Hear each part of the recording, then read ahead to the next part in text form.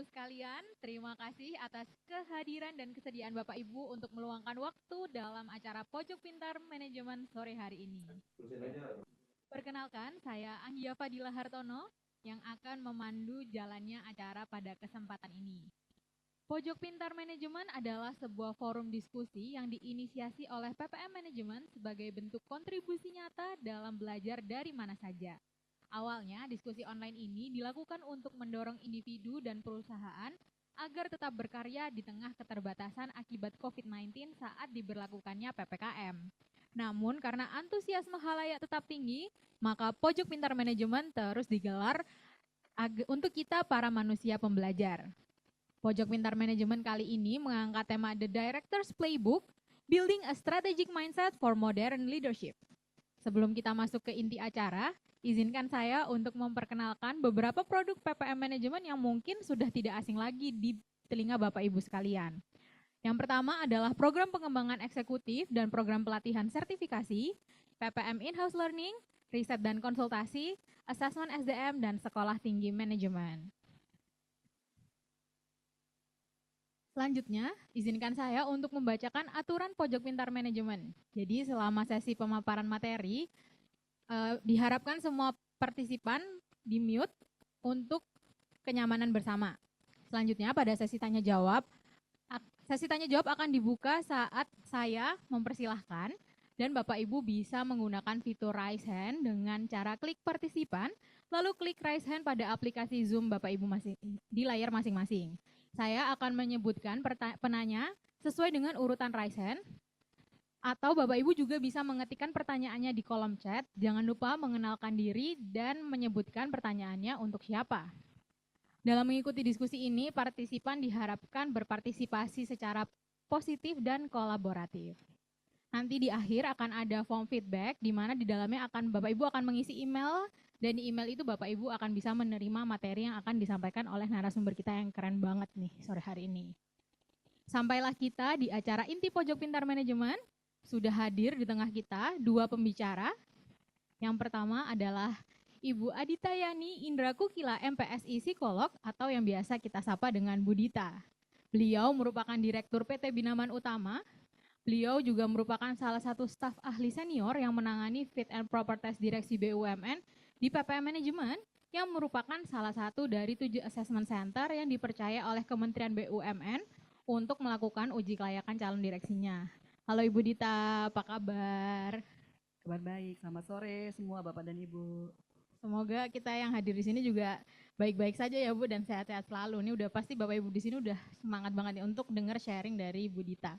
Tapi sebelum kita mendengarkan itu, kita harus nyapa dulu nih pembicara kita yang kedua, yaitu Ibu Dr. Doli Adolina Prameswari SEMM, atau yang biasa kita sapa dengan Bu Doli. Beliau berpengalaman menjadi direktur sejak tahun 2004 di berbagai perusahaan dan berbagai industri.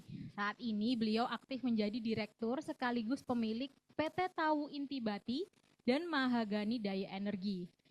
Gimana kabarnya Ibu hari ini? Baik, selamat sore Bapak Ibu, teman-teman sekalian. Assalamualaikum. Waalaikumsalam. Jadi di sini saya sudah bersama dengan dua narasumber yang luar biasa. Jadi setelah mengenal dua narasumber kita hari ini, dua direktur perusahaan dengan pengalaman bertahun-tahun, tentu saja Bapak Ibu peserta sudah tidak sabar untuk mendengar pengalaman dan insight keren dari Bu Dita dan Bu Doli.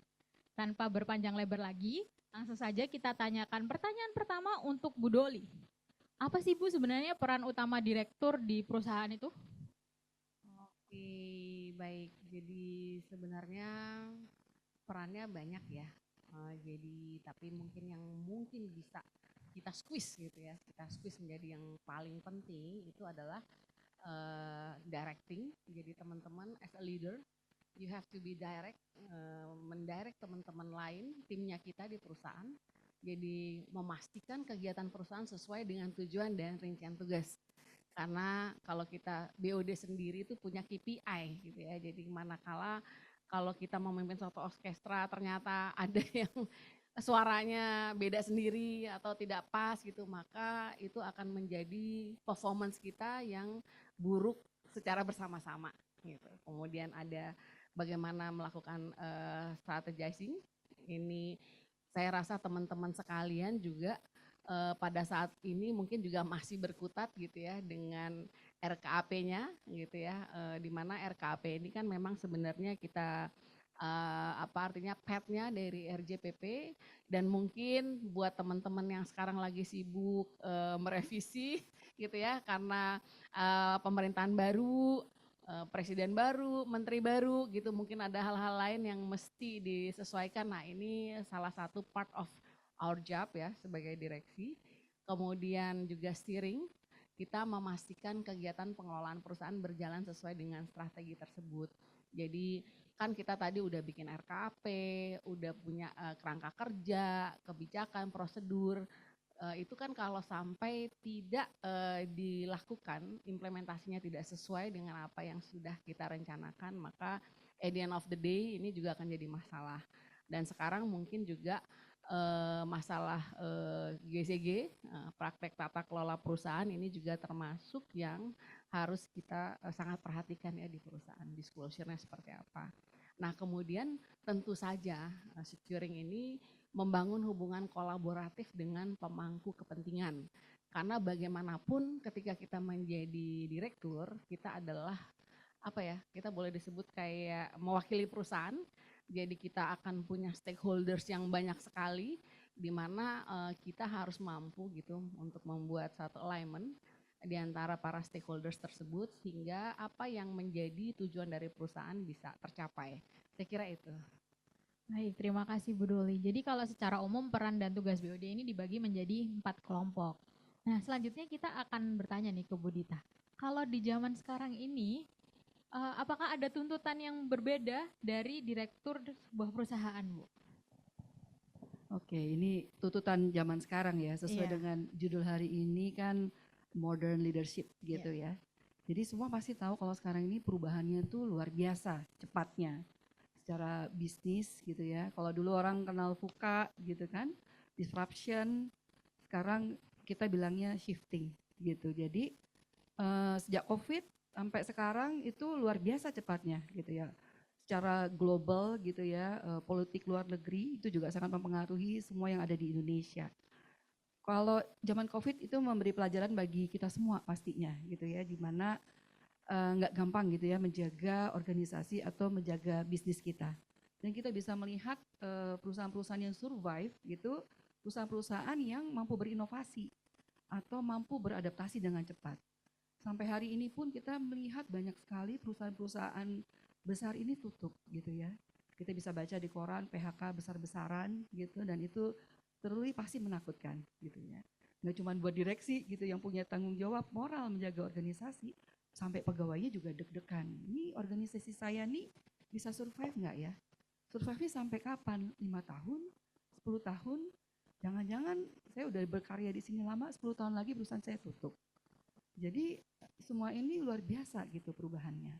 Nah, kita bisa lihat bahwa kunci pentingnya itu kan memang inovasi. Jadi ternyata nggak gampang loh gitu ya menerapkan inovasi di perusahaan gitu. Banyak sekali perusahaan-perusahaan ya itu cuma kata-kata aja, tapi implementasinya nggak gampang. Kemudian tantangan pengaruh secara global juga. Sekarang era teknologi semua jadi terbuka gitu. Kita bisa beli barang juga dari luar negeri dengan cepat gitu ya, harganya juga sangat bersaing, banyak sekali pengaruh secara globalisasi. Kita juga harus aware gitu ya terhadap perubahan-perubahan global yang nanti mempengaruhi perusahaan kita. Kemudian dinamika tenaga kerja sekarang. Nah, yang sekarang paling banyak disebut-sebut adalah perbedaan generasi gitu ya. Yang paling tren sekarang adalah bagaimana generasi Z katanya ya, generasi strawberry. Sekarang bahkan banyak perusahaan bilang banyak yang memecat gitu ya generasi Z. Nah, perbedaan generasi ini masih jadi salah satu challenge ya buat kita semua.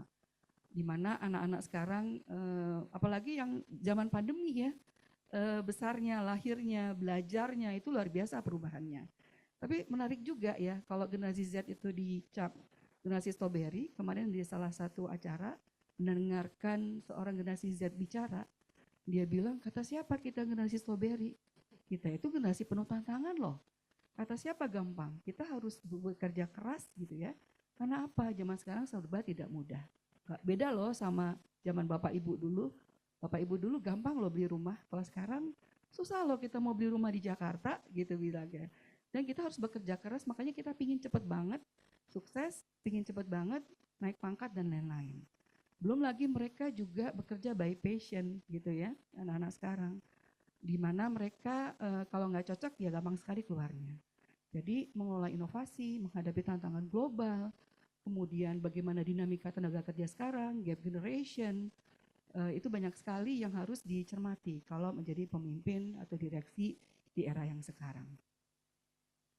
Nah, mungkin apa saja sih yang harus kita miliki gitu ya sebagai direksi atau pemimpin? Ya pasti kita harus bisa beradaptasi gitu.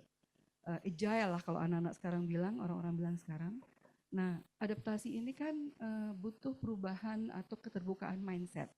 Jadi nggak bisa nih kita bilang ke tim kita, ke organisasi kita, yuk kita agile gitu, yuk kita adaptasi dengan cepat. Kita harus bisa memberikan contoh, bagaimana sih beradaptasi dengan cepat, bagaimana sih bisa agile.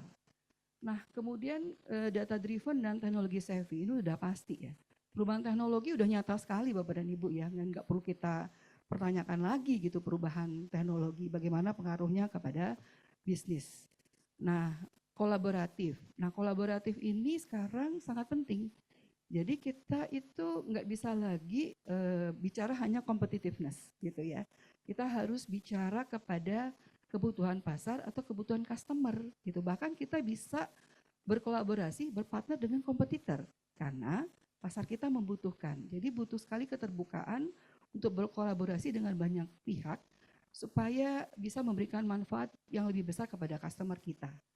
Nah, yang salah satu isu yang paling penting adalah purpose driven dan ethical. Ada ESG dan lain-lain. Ini juga sangat penting gitu ya. Perusahaan-perusahaan yang menjaga etik ini kita tahu itu justru lebih panjang umurnya dibanding dengan hanya just business or just money.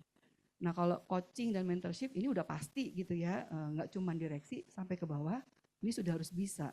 Coaching dan mentorship apalagi untuk berbagai generasi. Kita harus belajar banyak. Nah, continuous learning ya mau nggak mau gitu ya, perubahannya cepat, wawasan bisnis juga harus segera ditambah. Jadi direksi harus belajar terus Bapak dan Ibu. Nggak cuma hanya dari buku atau pelatihan, sharing dengan sesama teman, sesama bisnis itu juga sangat penting. Nah, memang dari semua ini yang sekarang sangat menonjol kalau menurut saya adalah data driven dan teknologi savvy gitu ya. Karena semuanya harus berbasis data sekarang. Karena kalau nggak berbasis data, kita arahnya jadi nggak tepat. Kira-kira begitu. Itu mungkin ya Mbak Lia ya. Terima kasih Ibu. Nah, tadi ini Ibu kan meng-highlight banget nih tentang data driven dan tech savvy. Kenapa sih Bu kok direktur khususnya ya, itu harus banget untuk data driven dan tech savvy gitu. Kenapa ini menjadi hal yang penting dalam directorship? Iya. Jadi kan kalau kita mau bilang inovasi gitu dasarnya apa sih gitu ya, pasti dari data dong ya.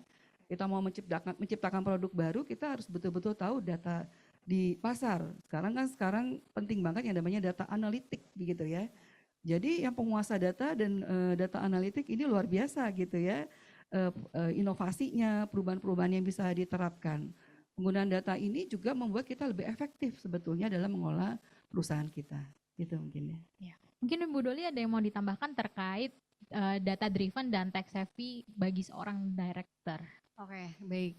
Jadi kalau buat saya nih ya, data yang akurat itu penting banget.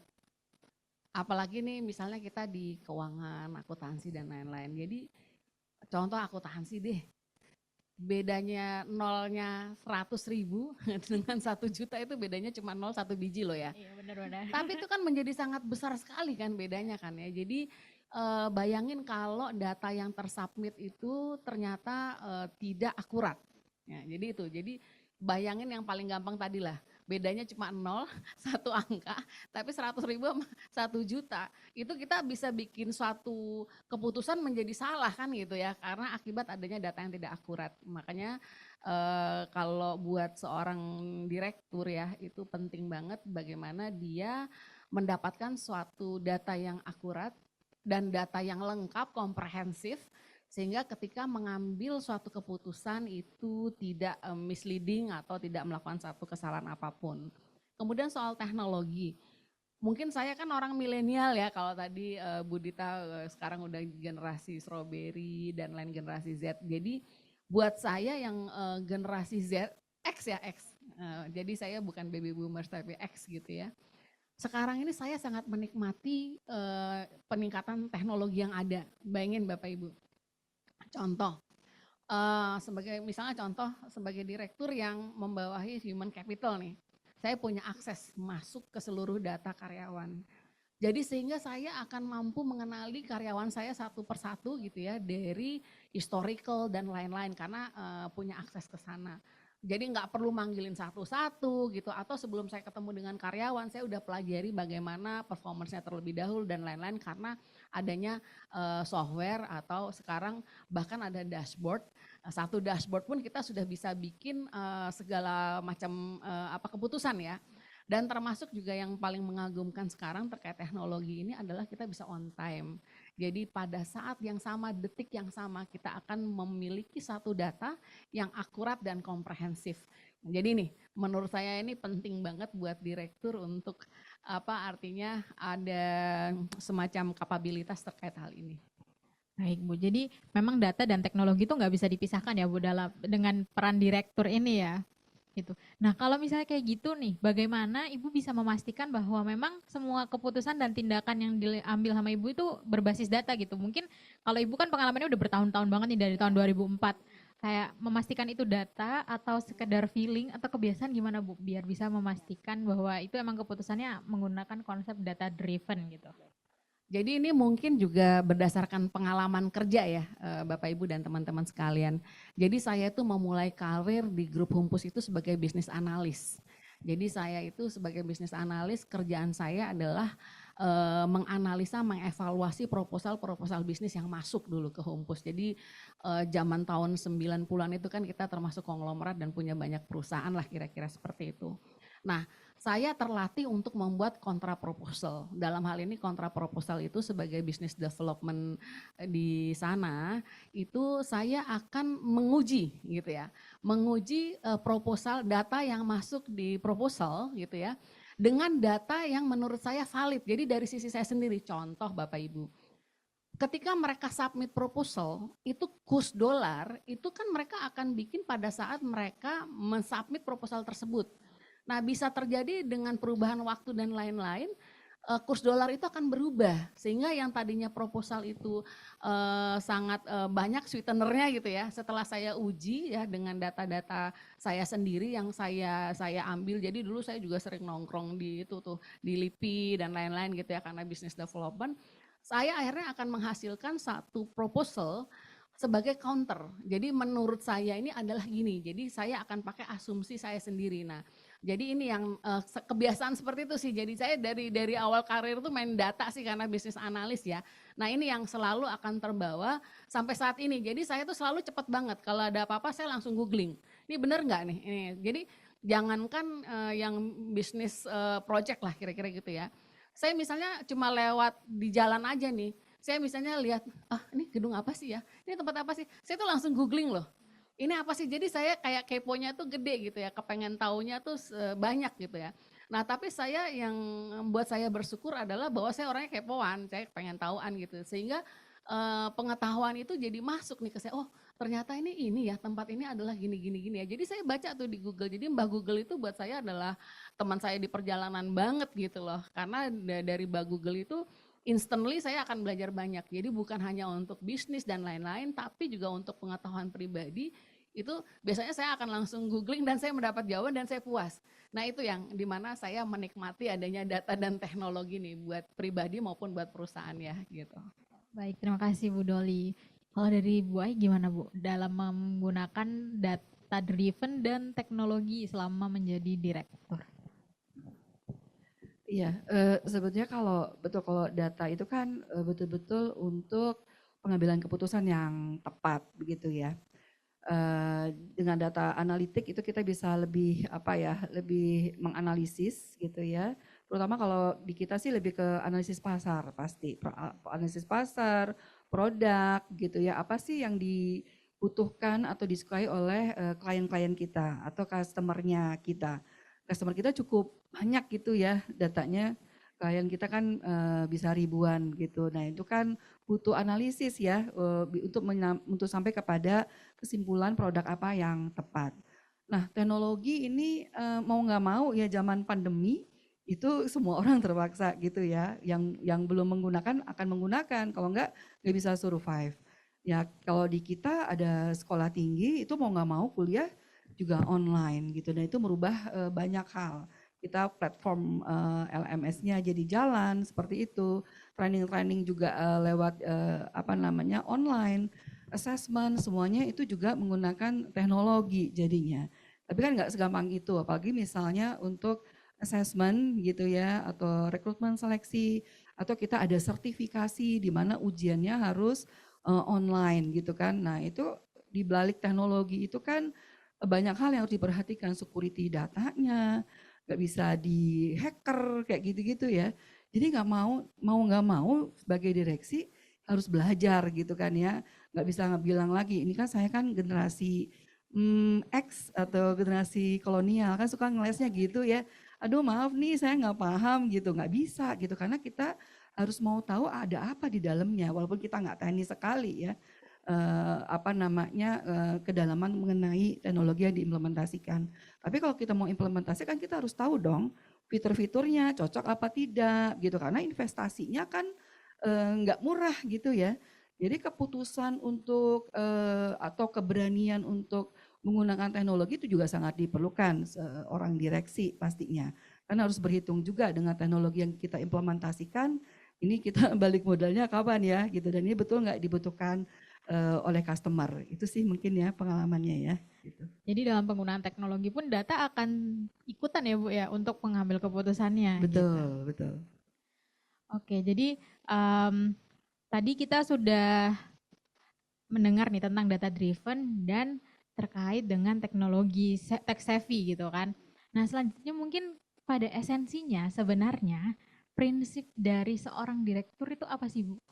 Untuk Bu Doli mungkin ya bisa coba di-share kayak esensinya direktur itu apa sih Bu? Prinsip-prinsip atau yang terkait dengan jabatan direktur itu Ibu?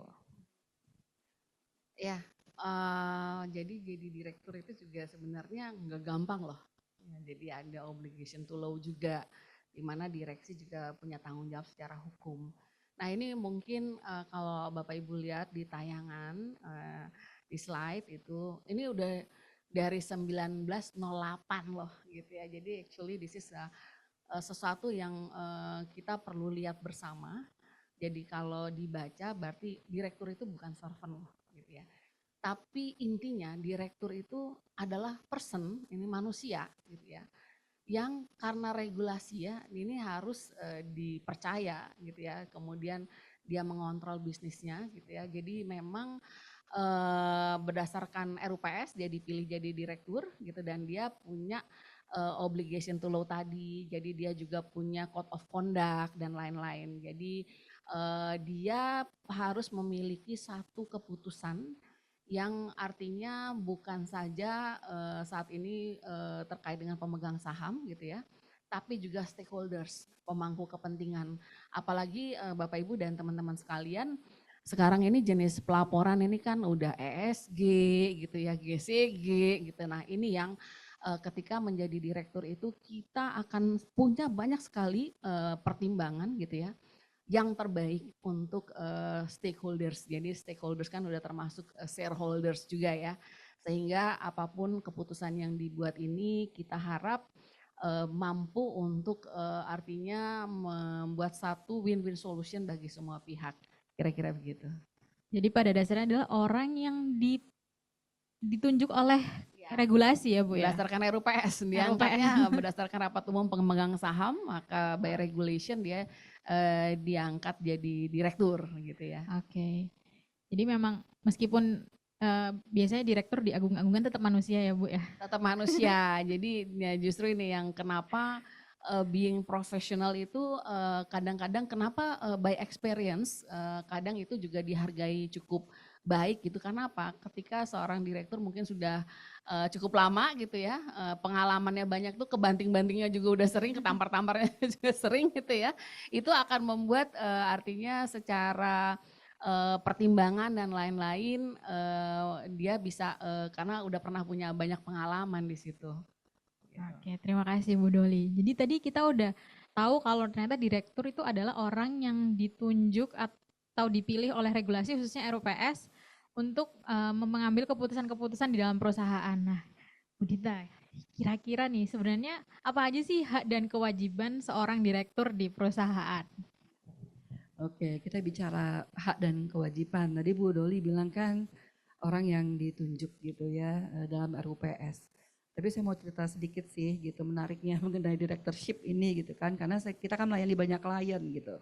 Jadi ada satu perusahaan di mana semuanya berebut Bu ya, Bu Doli ya, jadi direktur gitu. Ya kapan nih saya jadi direkturnya? Nah itu kalau seperti itu alhamdulillah gitu ya. Jadi readiness-nya untuk jadi direktur emang ada. Tapi yang lucunya banyak juga klien saya itu kalau misalnya ada 3 calon, tiga-tiganya berdoa supaya nggak diangkat gitu. Nah itu kan luar biasa repotnya gitu ya. Karena apa? Karena tadi mungkin ngerasa nanti bebannya berat kata Bu Doli tadi ditampar-tampar gitu ya. Belum lagi beban secara legal dan lain-lain gitu. Jadi memang pemahaman mengenai hak dan kewajiban ini juga sangat penting supaya memang nanti siap gitu ketika ditempatkan jadi direktur. Dan bagi perusahaan-perusahaan yang menyiapkan kader-kadernya ini juga perlu dibekali gitu ya. Jadi punya keberanian juga ketika nanti diberi beban sebagai direktur. Sebetulnya kalau hak direktur ini secara umum bisa kita lihat di mana-mana, kita bisa baca juga begitu ya. Pastinya kalau jadi direktur itu berhak mendapatkan akses informasi gitu ya, karena direktur ini kan nanti punya kewajiban juga untuk mengambil keputusan strategis begitu. Kalau kita bicara gaji, tunjangan, bonus itu sudah pasti melekat lah ya gitu di masing-masing perusahaan. Nah sebetulnya direktur pun punya hak berbeda pendapat gitu. Tadi bisa kadang-kadang direkturnya bisa kompak bisa enggak gitu ya. Tapi yang paling penting adalah kita sebagai pihak yang dipercaya, yang paling penting kan itu untuk kepentingan perusahaan. Jadi berbeda pendapat itu boleh gitu ya. Bahkan harus berani juga kalau itu demi kepentingan organisasi atau amanah yang dibebankan kepada direksi. Karena saya bisa cerita, saya pernah punya salah satu klien itu yang punya problems karena direkturnya nggak berani berbeda pendapat. Jadi harmonik gitu ya. Itu betul-betul real. Jadi karena harmoniknya ini potensi kerugian bisa bahkan sampai ratusan miliar gitu. Karena apa? Direktur utama nggak berani berbeda pendapat kepada direktur marketing gitu ya, dan mana dijual sesuatu yang nggak bisa dijalankan secara operasional yang menyebabkan banyak resiko. Jadi berbeda pendapat itu hak, tapi juga harus berani dilakukan, kira-kira begitu. Nah kemudian pastinya berhak untuk datang rapat, berpartisipasi, kemudian memberikan usulan-usulan yang dibutuhkan oleh organisasi atau perusahaan pastinya. Memberikan usul dan nasihat, itu kan nanti ada komisaris ya biasanya. Nah itu juga bisa diskusi gitu ya untuk kepentingan organisasi. Nah direktur juga bisa mendelegasikan tugasnya. Tapi memang ada yang bisa didelegasikan, bisa enggak gitu ya. Seperti mengambil kebutuhan strategis itu ada yang bisa didelegasikan atau tidak. Mengundang groups itu juga tidak bisa didelegasikan. Nah, pelaksanaan tugas itu juga kita boleh lakukan tanpa intervensi dari direktur lainnya gitu. Intervensi ini bukan berarti nggak kerjasama ya. Pastinya kan direktur ini saling bekerja sama, harusnya saling mendukung gitu, karena isunya juga kadang-kadang kalau nggak kompak agak sulit gitu ya direktur. Tapi memang ada intervensi yang memang tidak boleh dilakukan oleh direktur lainnya. Mengundurkan diri itu juga hak ya gitu. Jadi kalau memang dirasa tidak mampu lagi atau ada hambatan untuk menjalankan tugas sebagai direksi, itu direktur berhak untuk mengundurkan diri. Itu sih mungkin hak-hak direktur ya. Selanjutnya kewajibannya ya Bu ya? Nah kewajiban ya? Iya kewajibannya. Kalau kewajiban sih pastinya kan ada hal-hal yang diamanahkan ya kepada direktur begitu kan. duty to act within powers. Jadi memang harus bisa mengambil tindakan sesuai aturan dan persetujuan pemilik gitu kan. Karena kita kan ditunjuk seperti tadi Bu Doli sampaikan di RUPS kita punya pemegang saham, nah itu ada batasan-batasan pastinya. Kemudian duty of care karena memang menjalankan tugas untuk kepentingan perusahaan dan tunduk pada code of conduct. Intinya kita kan diberikan amanah itu menjaga organisasi kan ya, itu yang paling penting sebagai direktur. Kemudian ada fiduciary duties, itu paling penting itu kan sebagai orang yang diberikan amanah, kita kan harus bisa setia memegang amanah, beritikat baik, menghindari konflik of kepentingan pastinya. Kalau sekarang COI ya, konflik of interest gitu. Jadi apapun keputusan, langkah, tindakan itu didasari pada itikat yang baik untuk kepentingan organisasi, tidak boleh untuk kepentingan pribadi. Gitu. Jadi ada 3 kelompok tanggung jawab ya Bu ya. Betul. Nah, ini kita udah tahu kewajiban-kewajiban dari direktur nih Bu. Nah, untuk Bu Doli pertanyaannya. Kira-kira apa saja sih Bu yang harus dimiliki oleh seorang direktur agar bisa dinilai kompeten dalam menjalankan perannya? Ya, baik. Jadi ada beberapa hal sih sebenarnya bagaimana seorang direktur itu dianggap kompeten. Jadi satunya adalah ini visionary ya. Jadi dia mesti orang-orang yang punya vision. Karena kan dia istilahnya tuh kayak pemimpin yang mau membawa kapal ini ke arah mana kan gitu ya. Jadi dianya dulu yang mesti punya vision. Ke arah mana sih kapal ini saya mau bawa gitu ya. Nah ini sebenarnya akan tercermin nanti di RKP atau di RGPP-nya perusahaan. Kemudian secara personal tadi mungkin kita udah singgung-singgung juga ya. Menjadi leader zaman sekarang ini agak sulit.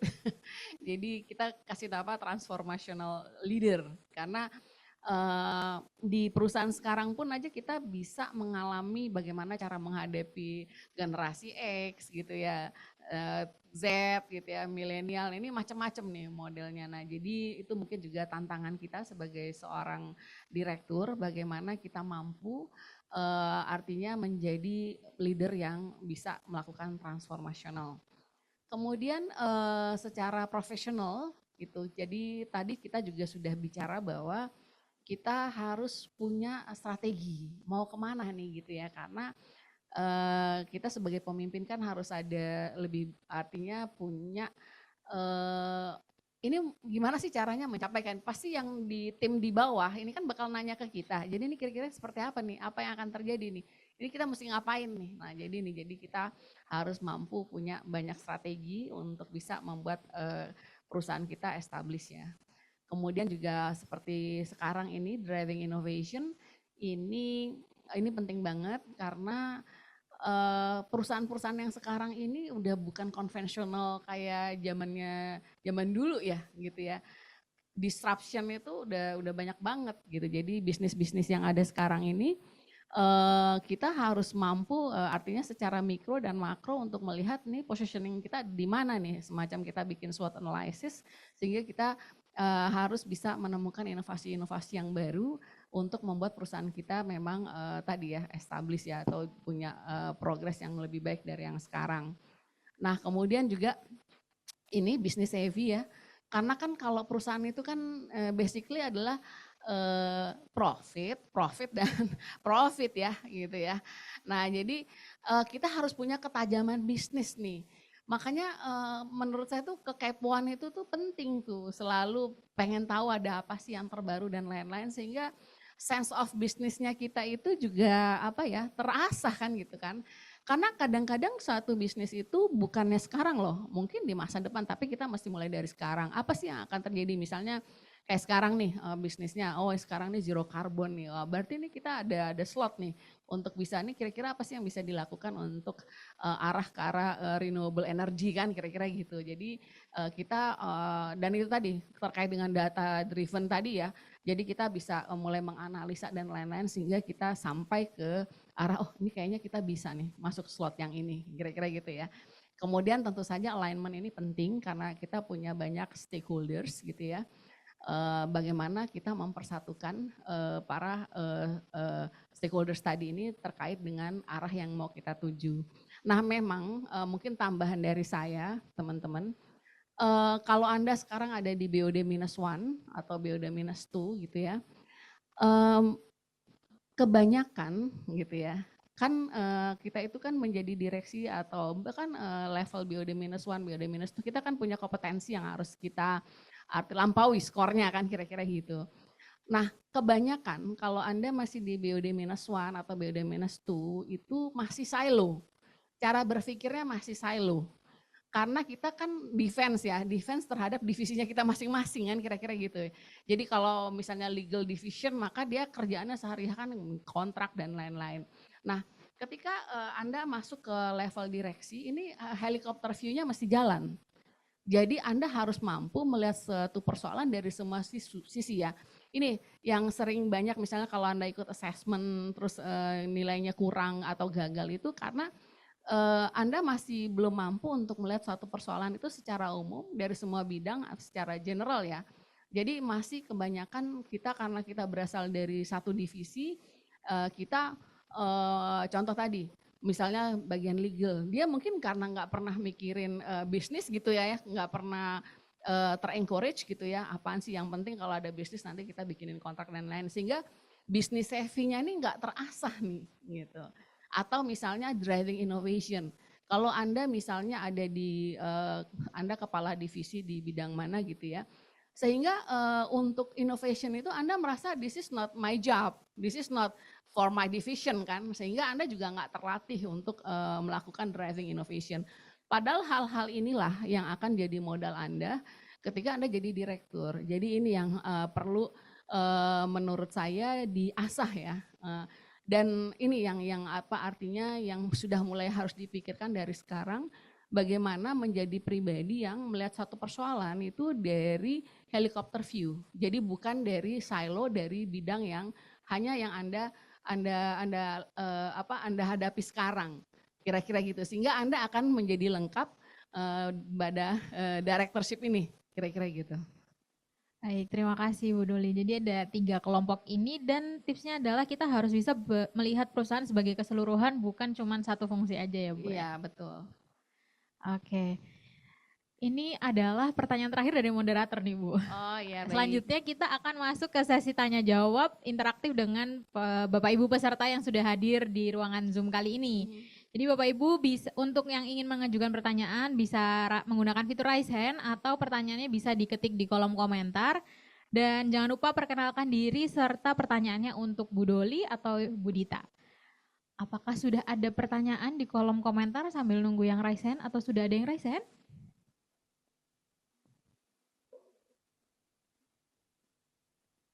Oke, jadi sambil nunggu pertanyaan nih Bu, saya ada satu pertanyaan lagi. Iya baik. Oke, jadi selama Bu Dita dan Bu Doli menjadi direktur nih selama beberapa tahun ini, ada nggak pengalaman yang paling berkesan sampai sekarang Bu? Oke. Ini sekalian ini ya teman-teman, karena mungkin pemirsa ya audiensnya juga mungkin banyak yang teman-teman BOD-1 dan lain-lain ya. Waktu yang paling berkesan buat saya itu waktu pertama kali saya jadi direktur justru. Ini yang saya mau bagi pengalaman ini. Karena apa ya, waktu itu tahun 2004 itu saya VP, di holding itu saya VP. Jadi Humpus pada waktu itu cukup artinya kami punya anak perusahaan banyak dan saya ada di holding sebagai VP Business Development ya kalau nggak salah waktu itu. Tiba-tiba saya diangkat jadi direktur nih, gitu ya. Disuruh pegang tadi PT Rantai Mario itu HPH 114.000 hektar gitu ya. Pabriknya ada di Makassar, kemudian dia HPH-nya ada di Mamuju gitu ya. Masuk hutan nih gitu. Saya tuh sampai sekarang saya sampai mikir ya, oh gila ya. Dulu tuh saya merasa nggak siap loh jadi direktur. Karena saya kayak, apaan sih direktur nggak ngerti. Jadi saya tuh pengen berbagi sama teman-teman jangan kayak saya gitu loh. Jangan kayak saya waktu itu, jadi direktur terus ngapain sih, aduh kok kayak gue gak siap ya gitu ya. Apalagi aduh di Makassar ya, belum pernah nih ke Makassar nih kayak apa ya gitu ya. Jadi Bapak Ibu kadang-kadang saya lihat Bapak Ibu yang sekarang ini beruntung banget gitu. Sering-sering oleh perusahaannya gitu kan, udah diberikan pengembangan-pengembangan sehingga Anda itu udah siap ketika Anda waktunya jadi direktur. Misalnya contoh nih, program directorship ini kan ya, BOD-1. Anda tuh udah dikasih bekal gitu oleh kantor, dikirim misalnya contohnya ke PPM ya, untuk mengikuti program directorship ini. Sehingga Anda itu tahu menjadi leader yang transformational itu seperti apa, bagaimana solving the problems itu kalau misalnya secara mikro dan makro itu seperti apa ya, SWOT analysis seperti apa. Kalau dulu zamannya saya dulu itu, hah, aduh gue siap nggak ya? Aduh gue kan masih kecil gitu kan, gue kan masih unyu-unyu begini kan gitu kan ya. Nah jadi ini yang mungkin yang paling berkesan di saya itu justru ketidaksiapan saya waktu itu, waktu pertama kali jadi direktur ya. Jadi setiap kali sekarang saya selalu bilang nih ya sama teman-teman yang BD-1 yang ikut program directorship itu, Anda tuh beruntung loh. Anda itu udah dikasih bekal sama perusahaan Anda untuk Anda bersiap-siap jadi direktur. Lah zaman saya dulu kan tiba-tiba dadakan, jadi saya sendiri juga jadi direktur, hah yang bener nih gitu, terus mesti ngapain ya, jadi saya yang merasa belum siap. Nah jadi kira-kira itu, mudah-mudahan teman-teman yang ikut acara ini tuh bisa tahu bahwa memang menjadi direktur itu Anda harus punya step-step ya yang Anda lakukan, pengembangan diri pribadi dan lain-lain, sehingga Anda itu cukup siap karena kita nggak tahu kapan kan kita diangkat jadi direktur, bisa at any time ketika, dan itu tergantung oleh performance-nya Anda kan, ketika perusahaan melihat bahwa Anda eligible gitu untuk jadi direktur. Nah maunya pada saat itu kan Anda udah siap gitu, jadi jangan kayak saya dulu nggak tahu mau ngapain ya gitu. Oke Bu, ini sekaligus ada pertanyaan yang relate ya Bu dengan penjelasan Ibu barusan. Jadi apa aja sih Bu yang perlu disiapin, kompetensinya, pelatihannya itu apa aja yang diperlukan? Oke, baik. Jadi basically ketika Anda jadi direktur itu tadi kalau saya bilang helicopter view ya, Anda itu sebenarnya harus menguasai semua bidang. Ini kalau saya lihat nih, BOD-1 misalnya saya contoh aja ya. Rata-rata karena mereka misalnya orang backgroundnya teknik gitu kan ya, engineer, teknik kimia dan lain-lain, mereka nggak suka dengan keuangan gitu kan ya. Nah jadi mereka nggak suka dan nggak mau tuh, padahal untuk jadi direktur itu Anda harus lengkap, whether you like it or not gitu ya, Anda harus mampu menguasai laporan keuangan. Karena itu it happen every day, you have to do it. Anda harus bergaul setiap hari gitu ya dengan laporan keuangan, karena itu adalah bagian dari board of director ya, ini adalah kerjanya kita sehari-hari. Nah kalau kompetensi apa saja yang diperlukan kan, kalau misalnya di BUMN itu kan kamus kompetensinya 10 ya gitu ya. Nah ini ada kamus kompetensi 10 kompetensi yang harus Anda kuasai kan gitu kan ya. Ya itu tadi misalnya business global savvy, driving innovation, leadership dan lain-lain ya. Nah jadi kalau pelatihan apa saja yang diperlukan nih, aku jadi kayak promosi ya, maaf ya. Siapa nih yang nanya ya? Siapa Mas? Tadi namanya Mbak Vivit ya. Nah Mbak Vivit di PPM ini artinya ada program pengembangan yang namanya directorship. Jadi directorship ini memang program yang mempersiapkan Anda jadi direktur gitu ya. Jadi apa saja 10 kompetensi itu yang harus Anda miliki, bagaimana Anda melakukan satu transformasi, bagaimana Anda melakukan problem solving gitu ya. Jadi kompetensi itu juga problem solving ya kan ya.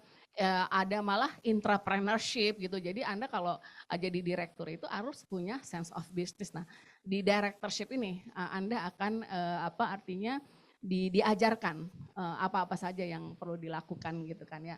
Nah kira-kira itu ya Bu Vivit ya.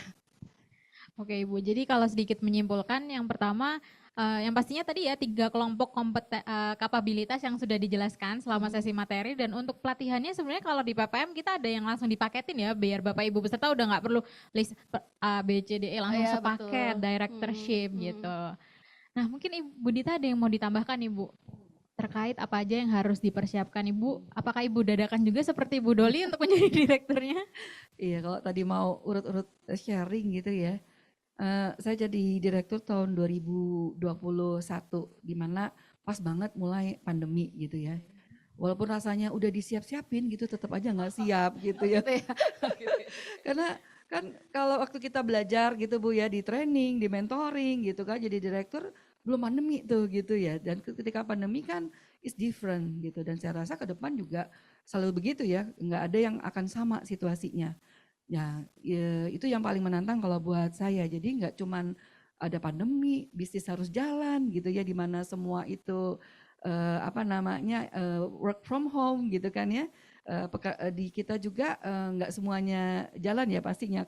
Perusahaan-perusahaan juga pastinya punya prioritas lain, tapi kita tetap harus survive.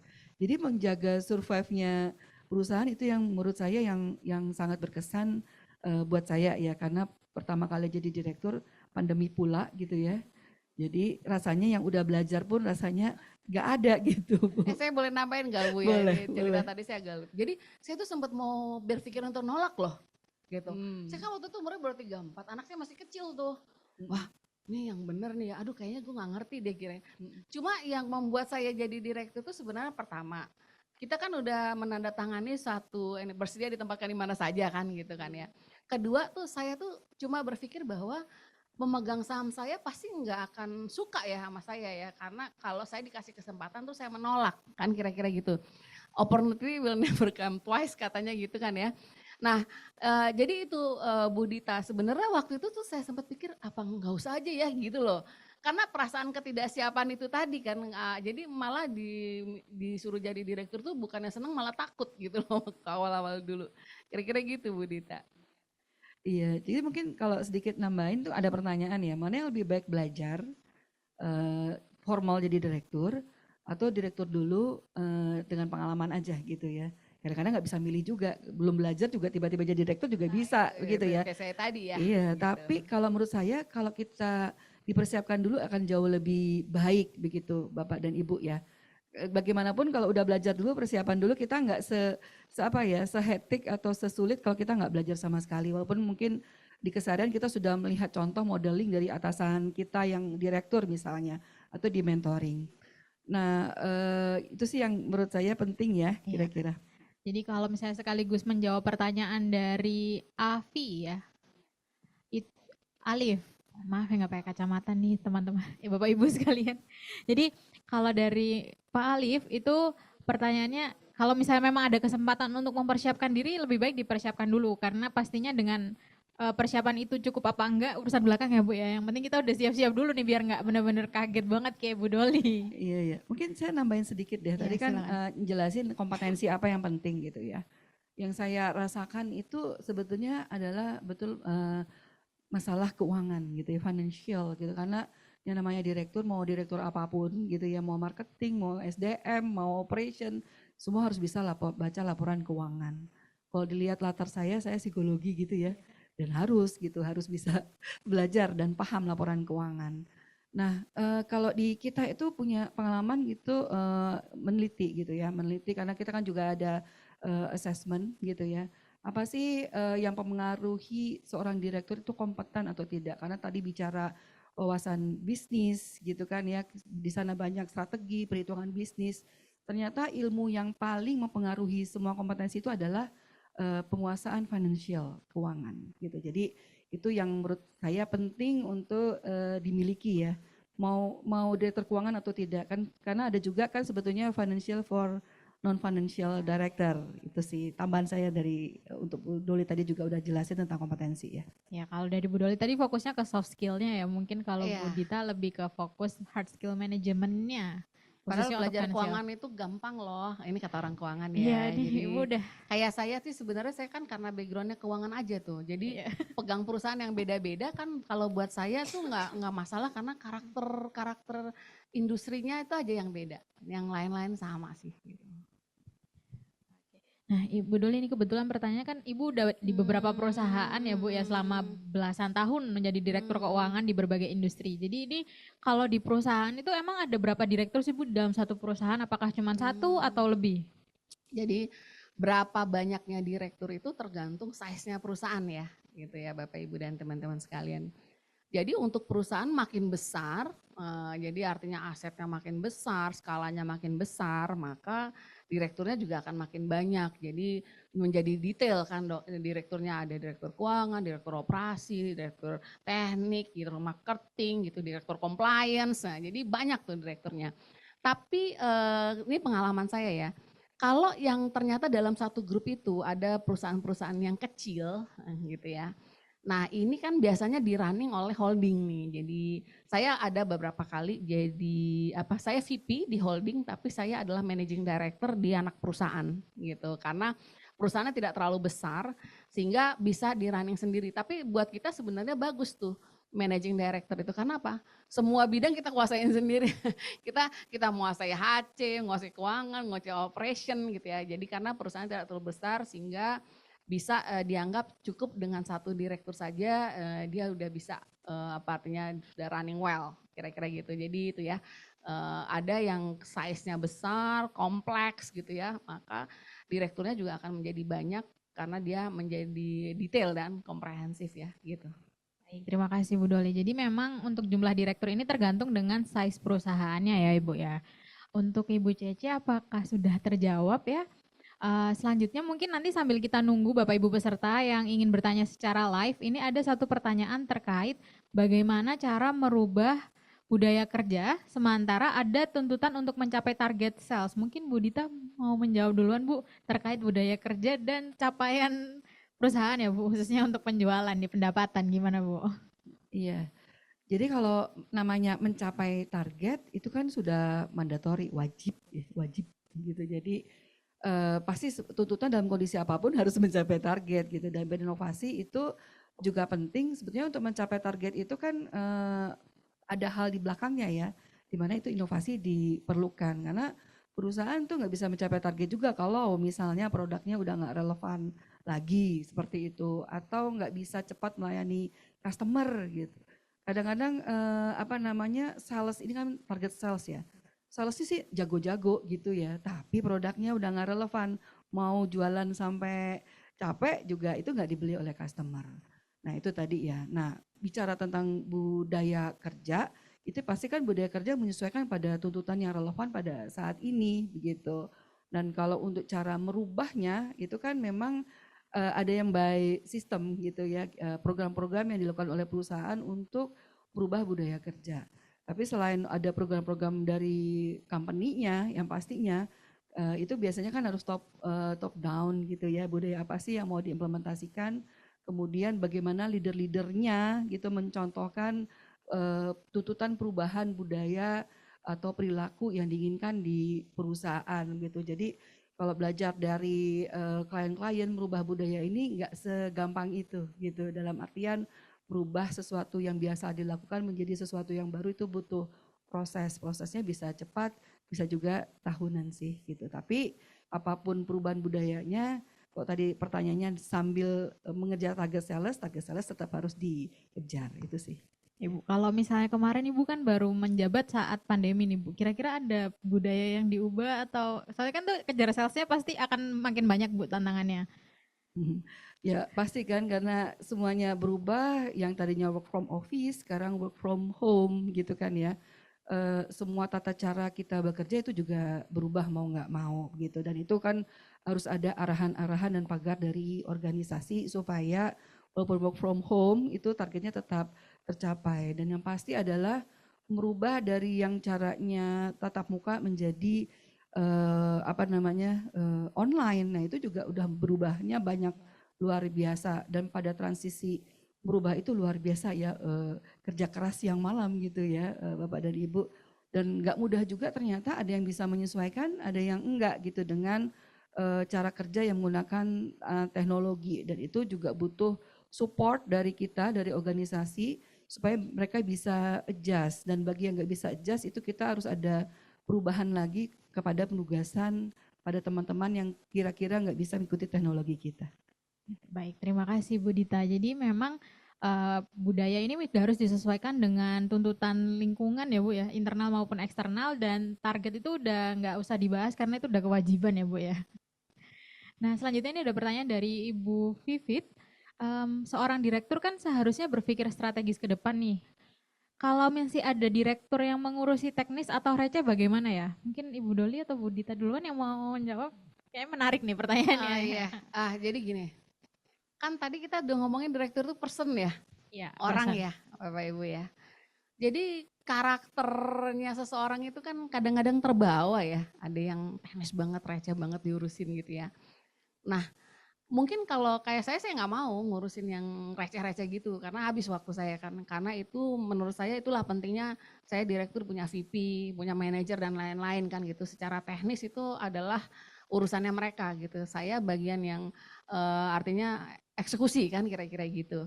Tapi enggak juga menutup mata bahwa ada tuh direktur-direktur yang maksudnya secara karakter memang mereka detail gitu ya, teknis gitu kan ya.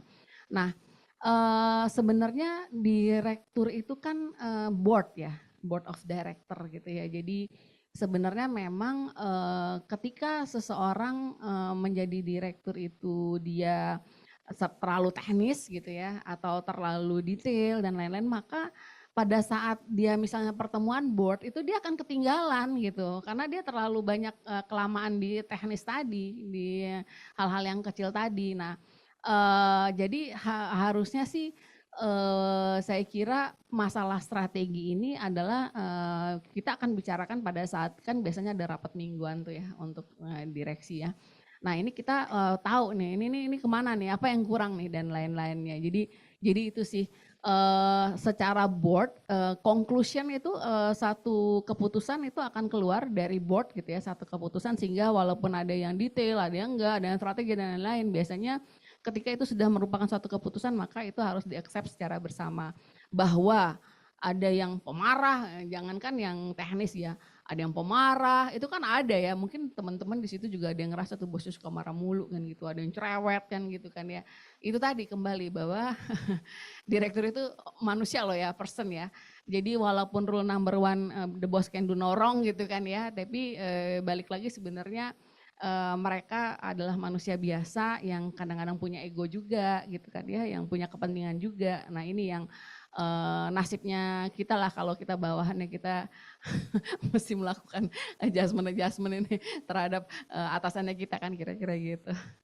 Baik, terima kasih Bu Doli. Bu Dita ada yang mau ditambahkan Bu? Iya, mungkin menarik ya ngurusin receh gitu. Jadi tapi kalau saya sih gini, dibedakan antara detail sama micromanagement gitu ya. Karena detail itu penting kalau menurut saya ya sebagai direksi, tapi tidak boleh micromanagement tadi, betul, tidak boleh sampai ke teknis sekali. Tapi itu juga melihat timnya juga gitu.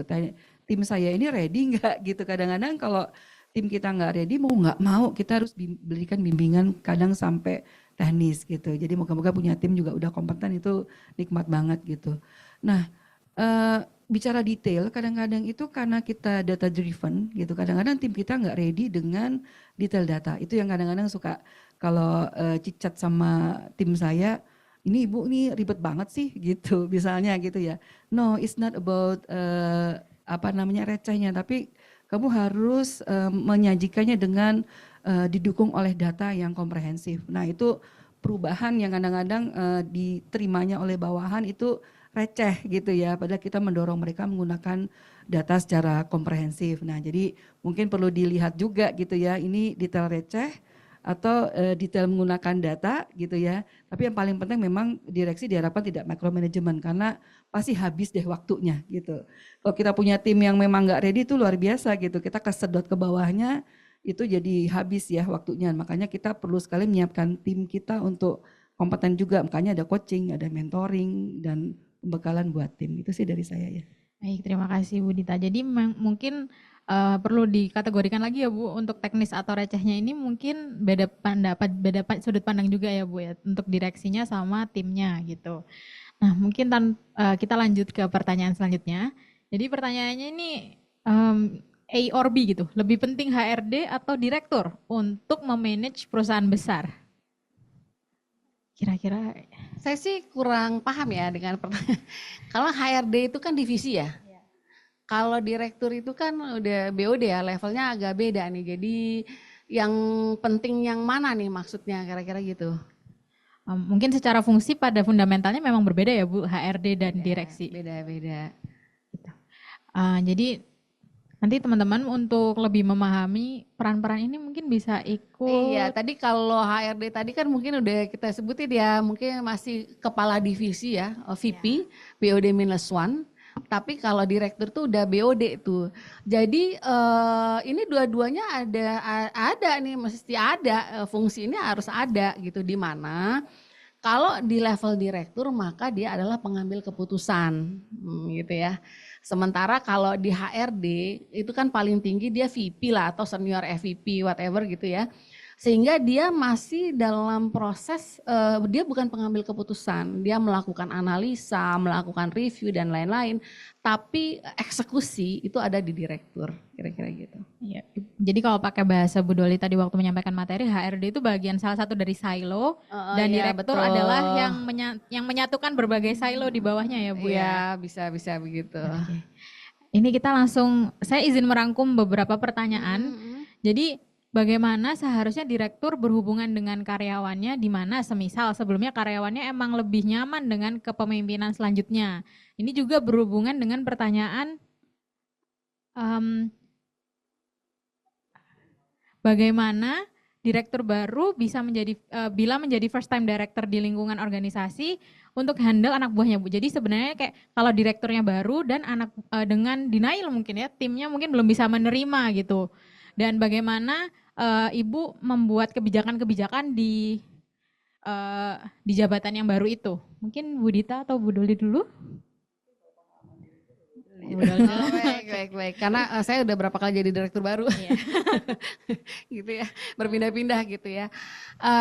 Jadi teman-teman, Bapak Ibu, satu sih yang saya jalanin ya, saya itu selalu berusaha melting dengan tempat saya yang baru, gitu. Jadi saya berusaha, saya sebagai pendatang baru gitu ya, saya berusaha menyesuaikan dengan culture yang baru di tempat yang baru. Karena saya tahu saya yang datang kan, kira-kira gitu. Nah, apalagi saya tahu pasti deh, seperti yang tadi dipertanyakan ya, mungkin direktur yang baru, direktur yang lama juga bagus kan, bukan berarti tidak. Jadi mungkin perlu saya informasikan juga ya, kadang-kadang penggantian direksi itu bukan karena dia nggak mampu loh, gitu ya. Pergantian direksi itu bukan karena, jadi kalau ada pergantian direksi itu akan ada banyak hal di situ. Jadi mungkin kayak sekarang nih Bapak Ibu ya, kalau kita lihat ganti presiden, ganti menteri gitu ya, ganti direksi BUMN kan gitu kan ya. Tapi kan bukan berarti Bu Nika nggak mampu atau yang lain nggak mampu, tapi memang ada hal-hal tertentu. Nah jadi bisa jadi teman-teman yang lama itu sudah secara working culture-nya atau nyaman ya, udah convert kan dengan direksi yang lama. Nah kita nih sebagai direksi yang baru nih, kita akan menghadapi itu sebagai suatu tantangan. Tapi kalau dari saya sih tipsnya ya, kalau saya selalu berusaha melting gitu ya, menyesuaikan diri dengan teman-teman di tempat yang baru. So jadi mereka akan merasa saya adalah menjadi bagian dari mereka kan, kira-kira gitu. Baik, terima kasih Bu Doli. Kalau dari Bu Dita mungkin ada yang mau ditambahkan Bu, pengalaman kemarin di kondisi baru, jabatan baru dan kondisi baru ya Bu. Iya, kalau mungkin Bu Doli kan pengalamannya di berbagai perusahaan dengan jadi direktur baru ya Bu ya. Kebetulan kan saya jadi direktur baru di perusahaan yang sudah lama, di mana kan orang-orangnya juga sudah saya kenal baik begitu kan ya. Tapi bagaimanapun ketika kita jadi direksi, di mana kita memang punya amanah gitu ya, pasti punya visi strategi yang baru kan, pasti yang paling penting adalah komunikasi kan ya. Kalau bahasa Bu Doli tadi melting. Nah memang tantangannya kan adalah bagaimana mengkomunikasikan sampai ke bawah itu kan kira-kira. Dan kalau belajar dari rekan-rekan direksi lain yang mungkin punya pengalaman gitu kan ya, sebagai direksi baru di tempat yang baru, memang betul itu kalau harus turun gitu ya, harus banyak komunikasi, diskusi dan bisa mendengarkan aspirasi ya.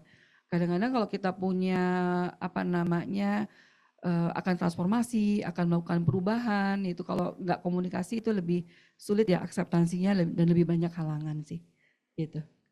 Baik, terima kasih Bu. Jadi memang menyesuaikan dengan situasi kondisi masing-masing dan itu sangat dinamis ya, hal-hal yang bisa terjadi dari pergantian direksi tersebut.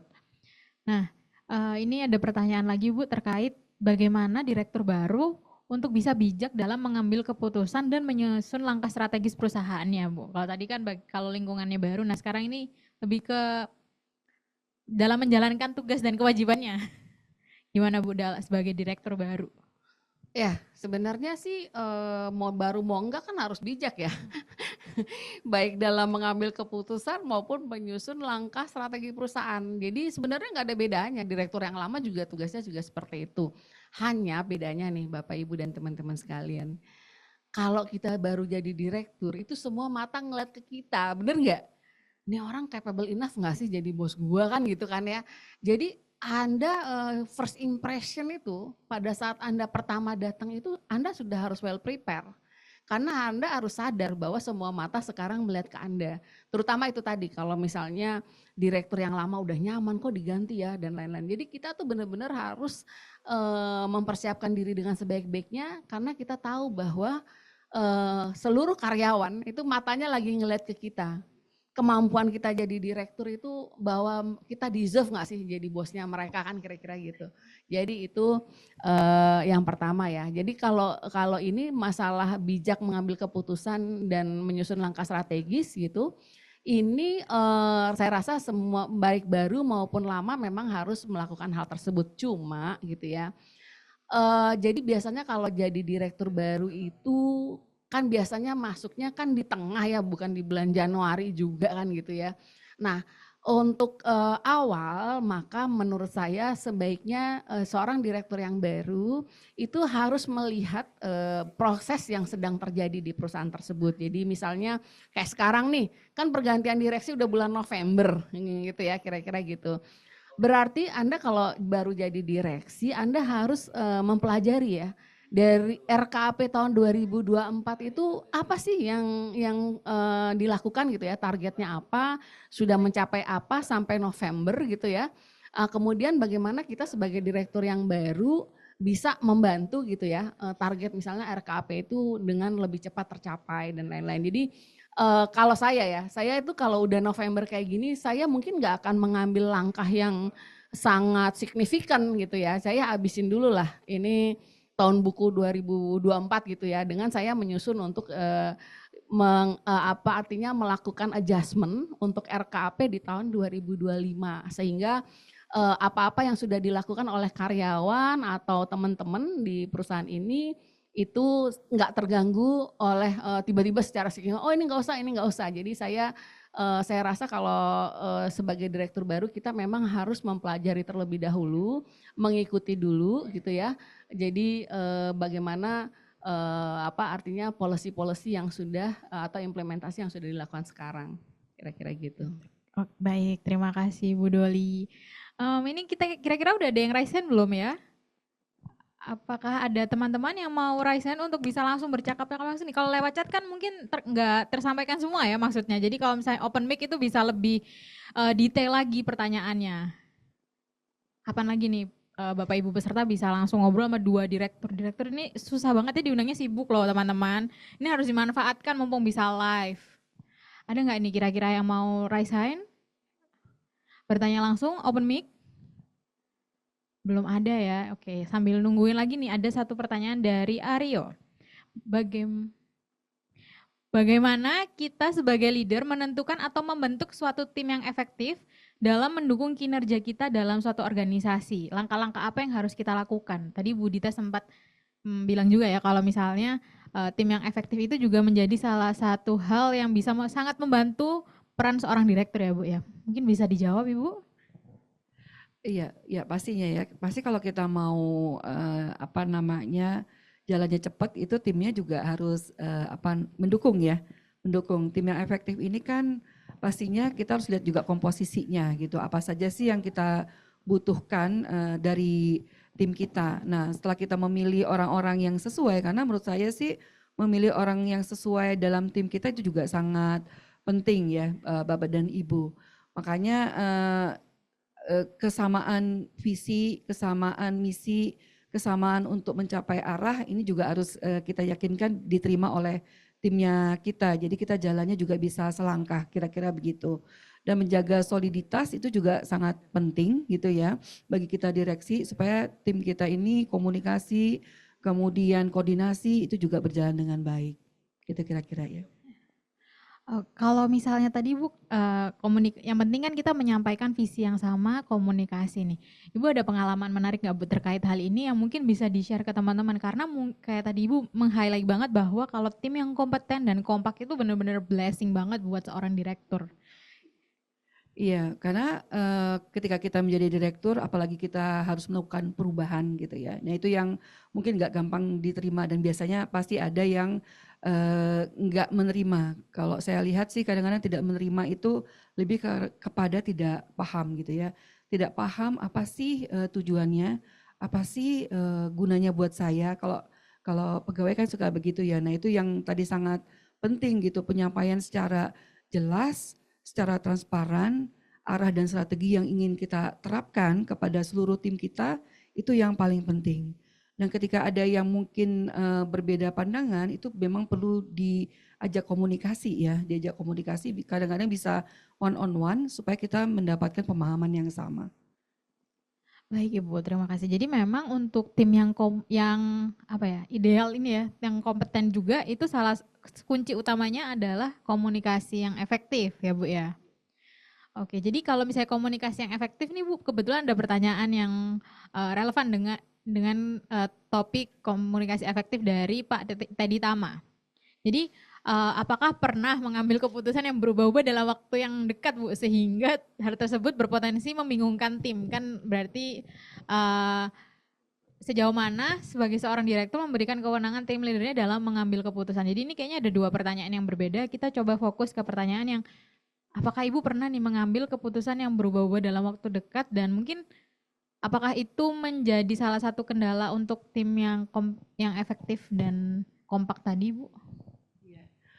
Kalau keputusan berubah-ubah sih saya merasanya enggak ya, karena kalau kita kan penugasannya udah clear ya dari pemegang saham. Kalau di PPM itu kan kita punya yayasan PPM yang udah jelas arahannya gitu. Jadi kalau yang sifatnya strategis itu mungkin nggak berubah dengan cepat. Tapi kalau dalam kondisi pandemi kemarin di mana ada titik-titik kritis itu bisa berubah dengan cepat juga dan mau nggak mau. Bahkan strategi kita bisa berubahnya nggak apa namanya nggak cuman hitungan bulan, bahkan di minggu kita itu pantau terus perubahan dan itu bisa ada perubahan-perubahan yang akan kita jalankan gitu karena ini untuk mengantisipasi kondisi yang saat itu memang pasti kritis buat semua orang. Nah kalau keputusannya itu memang berubah, ya memang jangan sampai membuat bingung tim kita karena itu sebetulnya kita dalam kondisi seperti itu kita intens rapat bersama gitu, bahkan lebih intens daripada sebelum pandemi mau nggak mau gitu, daily by daily itu terpantau, mau nggak mau kita nge-zoom rutin bahkan sampai malam karena ini harus bisa kita jalankan sama-sama, itu sih mungkin ya. Baik Ibu, terima kasih. Jadi memang keputusan yang berubah-ubah itu situasional ya. Kalau misal kayak kemarin tiba-tiba pandemi kan ini nggak ada angin, nggak ada hujan, tiba-tiba pandemi gitu kan. Nah itu untuk situasi yang keputusan berubah-ubah sangat memungkinkan ya dengan emang lingkungan yang juga tidak pasti. Nah kalau dari Bu Doli sendiri mungkin ada nggak Bu pengalaman yang membuat Ibu tiba-tiba kayak keputusannya berubah-berubah Bu? Ya. Atau mungkin punya atasan yang keputusannya berubah-ubah jadi Ibu ikut berubah-berubah? Ya, saya sih sering ya, artinya sering ngalamin sih. Karena gini, apalagi kalau kita artinya stakeholders ya. Stakeholders itu ada klien gitu kan ya, ada pemegang saham. Nah, kita jangan lupa kita di BUD ini tadi kan by regulation ya, kita ditunjuk sebagai direktur ya. Jadi kita ini kalau agency teori, ada agency teori itu kita adalah agent gitu ya dan pemegang saham adalah prinsipal, jadi kita sebagai agent adalah pelaksana pada bidang manajemen, di mana itu tadi kita kan harusnya melakukan yang terbaik untuk perusahaan ya. Nah dalam perjalanannya tuh kadang-kadang ada aja gitu loh, ada aja yang oh ternyata ini nggak bisa nih dilakukan gitu kan ya. Jadi misalnya kita udah sibuk gitu ya, udah hampir close dan lain-lain, ternyata ada berita oh ini nggak bisa, harus seperti ini, dirubah lagi gitu. Jadi terutama kalau teman-teman misalnya kita itu contoh misalnya yang terakhir mungkin saya kan kerja kami punya shipping yard gitu ya. Nah, kadang-kadang kita tuh udah kerjanya lama, bikin desain dan lain-lain gitu ya. Kemudian ketemu dengan klien gitu kan ya, timnya tuh udah kerjanya sampai lembur-lembur gitu kan ya. Ketemu klien, oh saya mestinya ini nih interior desainnya seperti ini, layoutnya sebenarnya. Jadi mau nggak mau kan timnya akan merubah lagi dan kerja lagi ya. Tapi memang kita harus memberikan kesadaran bahwa this is for the best gitu aja. Karena memang kerjaannya kita adalah bagaimana customer satisfaction ya. Jadi customer satisfaction itu service excellent itu memang kita harus lakukan. Jadi untuk mencapai tujuan yang terbaik ya memang bahwa resiko sering terjadi perubahan-perubahan decision itu ya, tapi kita harus yakin bahwa itu untuk yang terbaik, kira-kira gitu. Baik, terima kasih Bu Doli. Kalau misalnya saya izin menyimpulkan ya, jadi sebenarnya keputusan yang sering berubah-ubah dalam waktu dekat itu hal-hal yang terkait teknis ya Bu sebenarnya ya? Karena mungkin terkait dengan klien, lingkungan eksternal gitu. Iya, bisa jadi. Jadi banyak banget yang berubah tuh bisa jadi di lapangan tuh implementasi tuh banyak banget yang bisa dirubah. Nah hanya itu tadi, jadi sebagai direktur ya kita tuh punya skala kan gitu ya. Ini bisa dilakukan atau enggak. Nah direktur itu juga punya diskresi direksi. Jadi ada keputusan-keputusan yang memang harusnya apa nih yang mesti dipercepat nih, misalnya ada vendor yang tiba-tiba minta dibayar sekarang karena dia butuh uang banget, sementara dia misalnya belum waktunya untuk dibayar. Nah direksi itu biasanya setiap minggu kan rapat ada diskresi, nah kita akan menentukan gitu kan ya, oh ini nih yang harus jalanin duluan. Nah bisa jadi diskresi direksi ini merubah policy yang udah dibuat minggu lalu kan, karena ada kejadian-kejadian baru yang terjadi. Nah tapi ini kan semuanya artinya supaya lebih baik lagi kan gitu, jadi kalau saya sih tidak refuse ya terkait adanya perubahan, karena yang saya yakini dan yang saya mau adalah perubahan-perubahan ini karena kita memang mau lebih baik lagi kan, kira-kira itu. Baik Ibu, terima kasih. Jadi pada dasarnya perubahan ini akan dilakukan jika memang itu akan berdampak baik buat perusahaan. Oke, ini kira-kira ada yang sudah raise hand belum ya? Belum ada. Oke, ini ada 2 pertanyaan terakhir Ibu-ibu sebelum kita tutup. Jadi yang pertama adalah untuk direktur yang baru masuk perusahaan yang belum ada SOP-nya. Langkah awal apa yang harus menjadi prioritas untuk pembenahan internal atau fokus ke penjualan? Karena kayak dua-duanya harus tanggung jawabnya direkturnya nih Bu. Mungkin Bu Dita mau menjawab duluan? Iya, ini kan kalau saya lihat kan masalah prioritas gitu ya, antara SOP atau ke income gitu. Kalau menurut saya sih memang kan nggak semua organisasi punya privilege untuk menjalankan bareng. Kalau saya sih maunya dua-duanya ya tetap jalan gitu, maunya SOP-nya jalan, income-nya juga jalan. Cuman kalau nggak bisa begitu memang harus dilihat risikonya gitu. Karena apa? SOP-nya SOP apa dulu nih gitu. Kalau SOP-nya ini beresiko kepada banyak hal kan kadang-kadang SOP itu menyebabkan kerugian loh. Kalau kita SOP-nya, let's say di keuangan, nanti Bu Doli itu bisa cerita banyak. Kalau SOP di keuangan nggak ada, kita bocornya bisa kemana-mana gitu, bisa nggak efisien dan lain-lain. Juga SOP kepada pelayanan kepada pelanggan gitu, pelayanan nggak baik, income juga nggak akan datang gitu. Jadi prioritizing ya, kalau memang terbatas ya kita pentingkan dulu mana SOP yang urgent, yang prioritas, yang risikonya tinggi. Tapi kalau income itu tetap harus jalan, gitu kalau dari saya ya. Bu Doli mungkin untuk pertanyaan kedua ya Bu ya, karena waktunya sudah mepet. Jadi bila terjadi reorganisasi atau restrukturisasi, apakah pernah mengalami tim di bawahnya yang banyak yang tidak nyaman terkait dengan kebijakan dan posisi yang baru dan mengakibatkan key talentnya banyak yang resign nih. Ketika sebagai direktur atau leader, apa yang akan dilakukan pada kondisi tersebut? Tapi hal ini saya belum pernah ngalamin sih. Belum pernah ngalamin ya Bu ya? Jadi itu tadi, biasanya saya datang solo ya, datangnya sendirian gitu ya, kemudian melting di tempat yang baru. Saya sih belum pernah melihat terjadi bedol desa tuh ya, tiba-tiba ada yang keluar banyak gitu. Jadi sepanjang yang saya alami by experience gitu ya, everything sih under control lah, nggak ada. Karena saya tuh tadi seperti saya bilang, waktu saya masuk, saya akan menyesuaikan diri dulu dengan apa yang udah jadi polisinya perusahaan lain. Jadi saya tuh nggak akan mau bikin perubahan yang signifikan dan lain-lain ya. Saya ikutin dulu, bagaimana jalannya perusahaan seperti ini. Jadi saya tidak akan membuat satu hal yang signifikan berubah besar-besaran. Nah, jadi memang basically saya belum pernah ngalamin di mana key talentnya banyak yang keluar dan lain-lain. Mohon maaf nih pengalamannya belum ada kalau yang itu. Kalau Bu Dita apakah ada pengalaman yang serupa Bu? Iya, mungkin sih kondisi perubahan restrukturisasi atau reorganisasi nggak cuma saat direksi sih gitu ya. Waktu saya jadi division head juga pernah saya alami, dalam artian kalau kita melakukan perubahan gitu ya, pasti ada orang-orang yang nggak bisa mengikuti perubahan yang kita lakukan gitu. Dan itu udah pasti bisa kita perkirakan gitu ya, mana orang-orang yang, jadi kita harus sudah punya peta dulu gitu, berapa orang yang bisa ikut, berapa orang yang nggak mungkin ikut kita. Dan dalam titik itu kalau saya sih nggak bisa memaksakan orang-orang yang nggak bisa ikut perubahan. Dalam artian itu justru akan menghambat kita dalam berjalan dengan cepat. Tapi antisipasinya adalah kalau memang itu harus tidak bersama kita lagi, kita sudah punya langkah antisipasi sehingga organisasi bisa berjalan dengan baik. Itu sih. Baik, terima kasih Bu. Jadi kuncinya sebenarnya untuk memitigasi resiko ya Bu. Kalau tadi Ibu bilang dalam mengambil prioritas kan kita sudah menentukan risikonya. Jadi kalau memang analisisnya sudah oke, harusnya sudah ada langkah yang dipersiapkan. Gitu. Baik, jadi pertanyaan tadi sekaligus menjadi penutup sesi Pojok Pintar Manajemen seri 15 pada sore hari ini. Sekali lagi saya ucapkan terima kasih kepada kedua pembicara yang luar biasa pada sore hari ini, pada Bu Dita dan Bu Doli.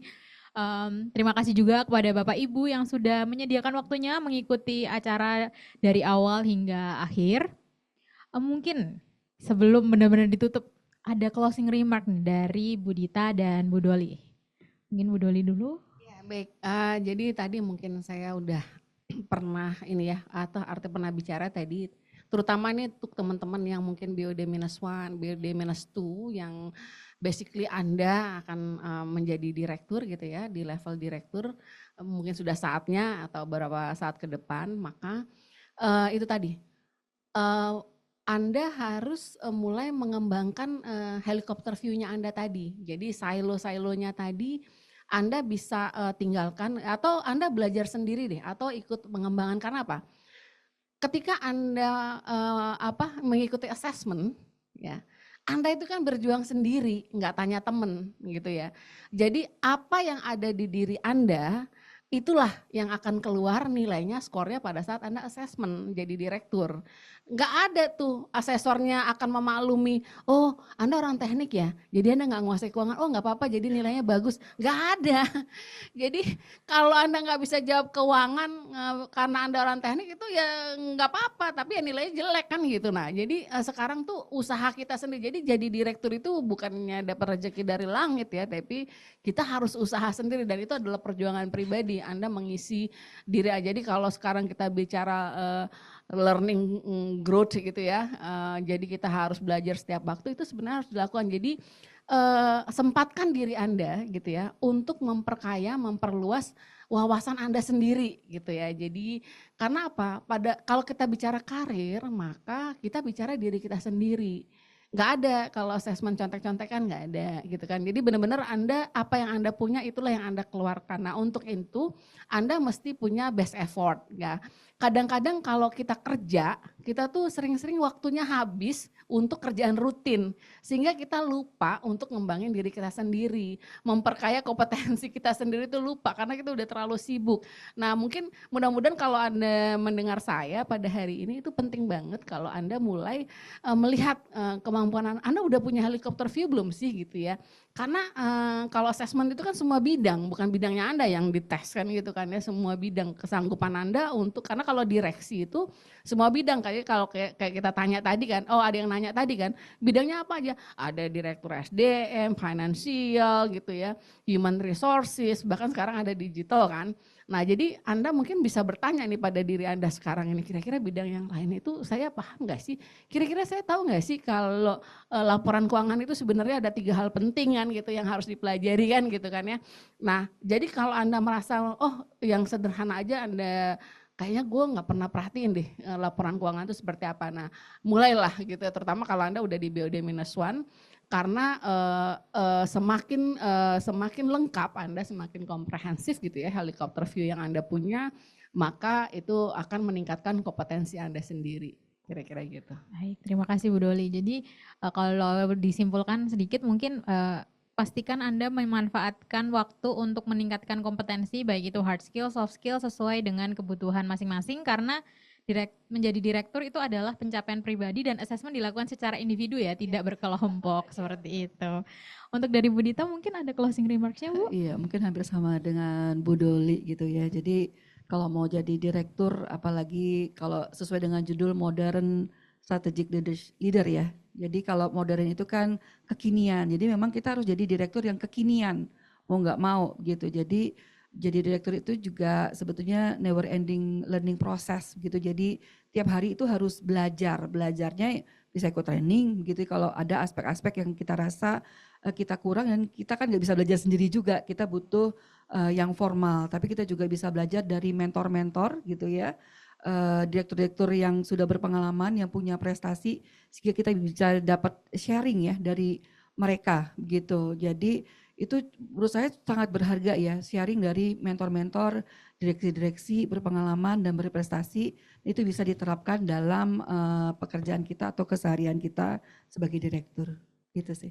Terima kasih Bu Dita. Jadi kalau dari Bu Dita pastikan kita punya mentor ya yang mungkin atau apa istilahnya menjadi inspirasi kita ya Bu yang berprestasi dan kalau bisa memang bisa sharing juga sama kita terkait apa saja yang dibutuhkan untuk bisa mengikuti jejak beliau gitu. Oke, tadi closing remarks dari Bu Doli dan Bu Dita menjadi akhir dari sesi kita sore ini. Terima kasih banyak Bu Dita dan Bu Doli atas waktunya ya. Kalau gitu saya izin untuk lanjut promosi dulu Ibu, boleh ya? Terima kasih. Selamat sore Bapak Ibu. Selamat sore Bapak Ibu, terima kasih banyak. Assalamualaikum. Waalaikumsalam. Oke. Jadi sebelum saya promosi, ya. Baik Bapak Ibu, jadi beberapa hal menarik dari sesi sore hari ini yang bisa saya simpulkan ada 4 peran utama dari direktur yaitu directing, strategizing, steering, dan securing. Sedangkan di era bisnis ini di mana inovasi dan globalisasi terus terjadi, ditambah lagi dinamika tenaga kerja yang makin bervariasi, menuntut direktur di era modern untuk tetap agile, data driven, dan tech savvy, namun tetap menjaga etika dalam berbisnis. Terakhir, untuk menjadi direktur yang kompeten diperlukan 3 kapabilitas utama, yaitu personal capabilities, organizational capabilities, dan professional capabilities. Semoga pembinaan sore ini bermanfaat dan bisa memicu semangat pantang berhenti berkarya agar terus menyala, sehingga semua hal baik yang sudah terjalin bisa terus berkembang dan bertumbuh. Jadi setelah pembahasan yang sangat inspiratif tadi, kami ingin mengajak Anda untuk melangkah lebih jauh dalam mengenal kompetensi sebagai direktur yang baik untuk diri Anda seperti tadi yang sudah banyak ditanyakan di kolom chat. Jadi untuk Bapak Ibu yang sudah memimpin atau calon pemimpin di perusahaan Anda, di PPM In-House Learning hadir dengan program Refreshment for Directorship yang dirancang khusus untuk membantu direktur dan eksekutif senior untuk mengembangkan kemampuan dalam menyusun arah strategis organisasi, mendorong inovasi di era digital, membangun ekosistem teknologi dan layanan, mengelola talenta di era digital dan memahami masa depan dunia kerja. Program ini menawarkan pembelajaran yang mendalam, interaktif, dan memberikan kesempatan bagi peserta untuk berinteraksi langsung nih dengan narasumber yang tentu saja sudah berpengalaman. Kami percaya dengan pengembangan kompetensi kedireksian melalui program yang kami rancang, Anda dapat menciptakan dampak besar bagi organisasi Anda. Sebagai salah satu peserta kami, Bapak Ipan Gumara, SEVP Operation di PT Industri Nabati Lestari mengatakan, output dari program ini sangat jelas terlihat di dalam kelas. Di antara peserta dalam menyampaikan analisis serta mereview kebijakan strategis jauh lebih global dan lebih terbuka selama sesi berlangsung. Jadi tunggu apa lagi ya, jadikan ini langkah awal Anda untuk menjadi pemimpin yang lebih tangguh dan visioner. Untuk informasi lebih lanjut, kami menyediakan konsultasi gratis di nomor WA dan QR Code yang ada di layar. Renew your mindset, transform your impact. Kami tunggu kontribusi Anda di program kami. Terima kasih dan mari sama-sama kita ciptakan perubahan besar untuk masa depan organisasi Anda. Nah, selanjutnya, salah satu pokok bahasan kita tadi adalah leadership in directorship. Salah satunya itu ambidextrous leadership atau dual mindset leadership kepemimpinan yang fleksibel dan adaptif. Kuasai seni memimpin dengan keseimbangan yang ideal. Di era bisnis yang dinamis, diperlukan seorang pemimpin yang memahami kapan harus mengambil risiko dan berinovasi, serta kapan harus menjaga efisiensi untuk keberlanjutan bisnis. Jadi kenapa Anda memerlukan pelatihan ini? Yang pertama, Anda perlu untuk mengembangkan kemampuan untuk memimpin pendekatan ganda, inovatif sekaligus berorientasi pada hasil. Jika Anda membutuhkan untuk menyusun strategi dalam menghadapi tantangan perubahan tanpa kehilangan arah bisnis, serta jika Anda ingin membangun tim yang tangguh dengan budaya kerja yang dinamis dan produktif. Jadi siapa yang harus mengikuti ini?